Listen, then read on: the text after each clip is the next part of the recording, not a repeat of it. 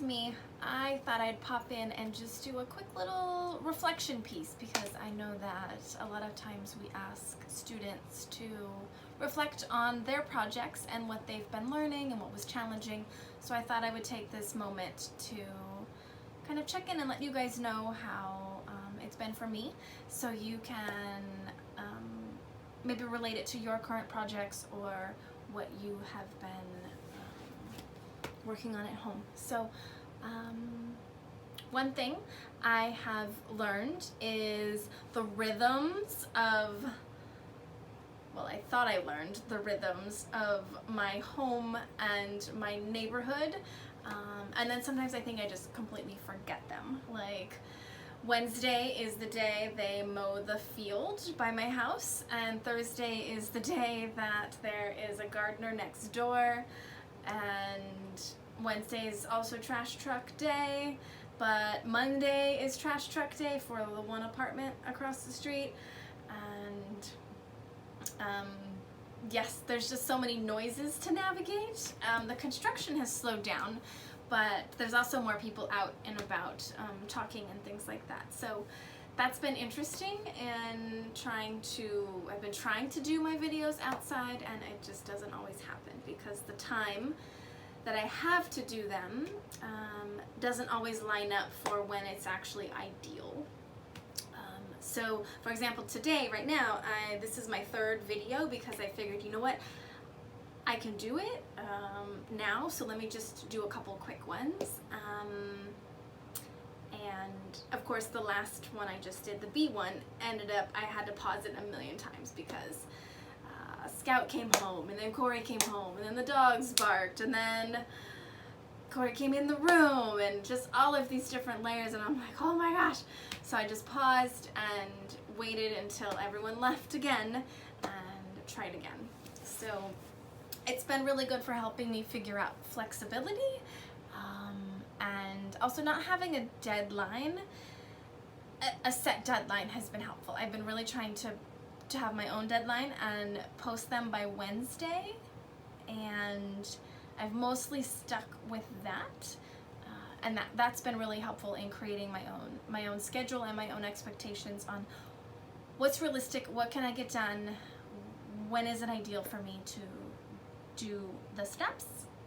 When I initially started the project, I did not think it was going to be so hard to complete, and I figured it out. I've stuck with it. I think I only skipped 1 week, and that was Scout's birthday week. So I'm pretty proud of myself for that. It's always good to notice what you've done well. It can be very easy to get stuck in what didn't go well, or only the awesome things I did, and not reflect on what I didn't do so as well as I would have liked. So great. The ums, I think I got better at the ums. I know that was one of my goals, and early on I kind of relied a little more on the editing. I got to relearn iMovie, and that was really cool, but I found myself now spending so much more time editing when I really could have just started my video again. So that's what I shifted back to, stopping the video, starting it again, and doing a few of them and seeing which one I liked the best. And that's, oh my gosh, my nose. Okay, I've also learned that it doesn't have to be perfect. Right? I think so much of what's on the internet and out in the world has been photoshopped and edited and cartoonized, and I don't even know if that's a word, but I wanted to get back to being real and not trying to edit out all of the flaws and all of the ums and all of the nose scratches. So that's been an interesting process in my being flexible. And I think those are the main things that I've learned. I'm still learning. I think had I gone back and done anything different, I might have changed the name, because zooming into your backyard, I'm not even in my backyard that much. So that's been kind of, it feels kind of disconnected there.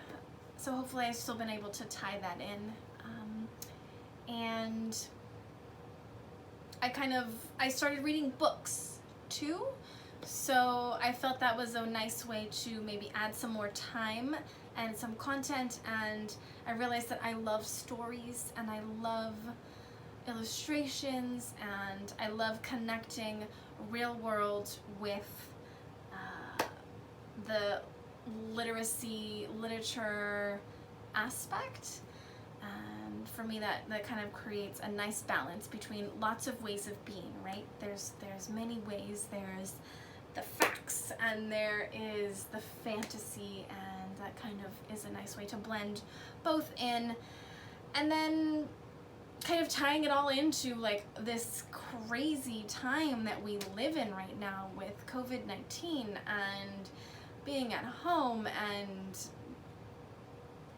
just globally we're all going through the same experience, but it's all so individual, and we all have so many things to process and ways we process. And so while I like to offer some tools or suggestions or provocations for how to interact with the world, or maybe thinking about your time, I also want to be respectful that everyone is different, and what I say may not resonate with you every day, and that is okay, because I've also realized that I'm doing this project a big part for me to have something to connect with you.